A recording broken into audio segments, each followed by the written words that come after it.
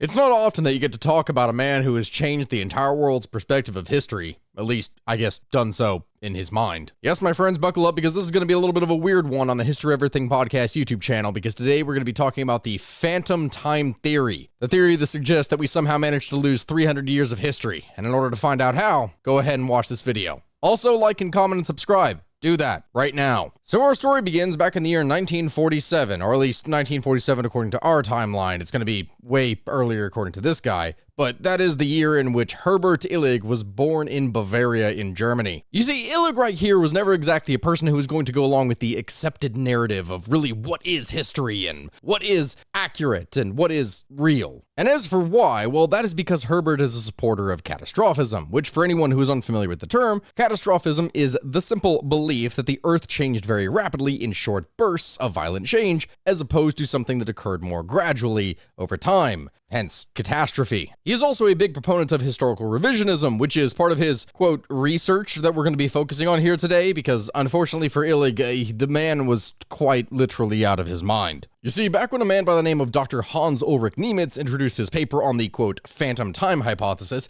he'd kindly asked that his readers keep an open mind, that they try to be benevolent and to be open to radical new ideas. This being because his claims were very highly unconventional. You see, the premise of his paper were three very hard-to-prove hypotheses. First, that hundreds of years ago, our calendar was tainted because 297 additional years were added onto it that had never occurred. So this is not, in fact, the year 2005 when he published this paper, but rather it is 1708. And lastly, that the people who believe in this hypothesis are not crazy. Now, Illig ate this whole thing up, but what exactly does it mean? What are the details of this whole belief system? Well, the gist of it is that the phantom time hypothesis suggests that the early medieval period, that being between 614 and 911 AD, never actually happened, that they were just added onto the calendar long ago, either by accident or by deliberate manipulation. So Illig and his ilk, Ilgilk,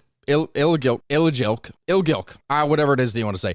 Basically, him and the people who believe things like him believe that all the artifacts that you could ascribe to those centuries from that time period in fact belong to another time period, and that all of the events that are thought to have occurred during that same time period in fact occurred at other times or just outright fabrications, like they didn't happen at all. For instance, Illig is one of the leading proponents of a theory that claims that Charlemagne, like the guy who started the Holy Roman Empire, or at least the beginning of the state that would eventually become the Holy Roman Empire, that whole person was just fictional, like he didn't actually exist. The granddaddy of Europe, effectively, just nope, gone, lost to the trails of time, or whatever you want to say. And so at this point, you may be looking at me and going, okay, well, Stack, what kind of evidence does he have? Surely, if he's going to believe something that is truly insane, then he has to have some really insane evidence, doesn't he? Well, I guess there's the bigger question. Is there evidence? Well, according to the Illigits, and yes, I did just make up that term, yeah, they do have evidence, plenty of it. It seems that over the course of history that historians are just plagued by a sheer plethora of falsified documents from the medieval ages. This was actually the subject of an archaeological conference back in Munich, Germany in 1986,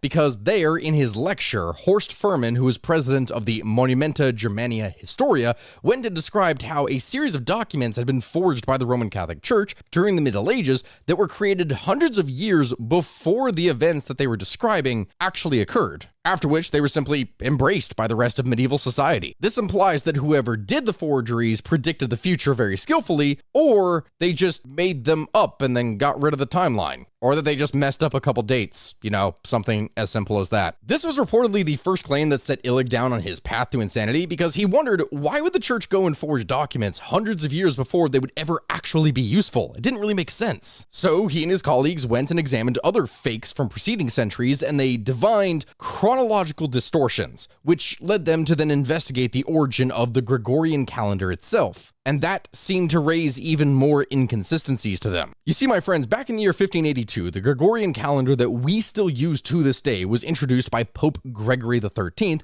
in order to replace the more outdated Julian calendar, which had then been implemented back in 45 BC. The reason why they did this in the first place was because the Gregorian calendar was supposed to fix a 10-day discrepancy that had existed, because the Julian calendar ended up being 10 minutes longer per year than it was actually supposed to be. See, by Illig's math, the 1,627 years which had passed since the Julian calendar was implemented should have actually accrued a 13-day gap, not a 10-day gap. because a 10-day error would have actually only taken 1,257 years, hence why there would be such a big difference in time. So Illig and his group then go around trying to find other gaps in history, and apparently they do end up finding a few. As an example, they propose as proof of their claims that there is a gap of building in Constantinople from 558 AD all the way until 908 AD, and also at the same time, a gap in the doctrine of faith, specifically with the evolution and theory and meaning behind purgatory. From all of this data, they became convinced that at some time the calendar year was increased by 297 years, without the corresponding passage of time. Now, mind you, all of the evidence that is presented by Illig and his group, which is mostly written in German, which is why it'd be a little bit more difficult for me to get a lot of this, it's circumstantial at best. The hypothesis does kind of raise some interesting questions and does point out some inconsistencies in history, which, especially when you're talking about things being written down and when the Catholic Church is involved, it can get a little messy at times. Like, I get it. I do get some degree of it. But to jump to the outlandish conclusions that they do about this in total indicates a completely unscientific approach to the matter at all. As an example, one of the first claims that they put forward is that Otto III actually modified the calendar specifically so that his reign would start in the year 1000, which with the whole Christian belief system and the idea of the millennia starting on the year 1000 would give him significantly better, authority, religious power, greatness? Do we even know at this point? No, we probably don't. The man also has some really weird theories regarding prehistory and Egyptian history prior to his war on the calendar that just makes the entire thing even more messy. But really, by this point, Illig has been just so roundly disproven by scientific and historical communities everywhere for both his formal lack of education in history, but also because his claims just don't seem to stand up to any scrutiny whatsoever on the topic. In Germany, he's someone who has been branded as more of a pseudo-scientist, and the general public has been warned to just not believe him at all. He's a cautionary tale of what can happen when you let conspiracy theories pollute general discourse, and how education and facts can seem to be corrupted by the most illogical aspects. Anyway, everyone, this has been Sakuya with the History of Everything podcast YouTube channel. Thank you very much for watching.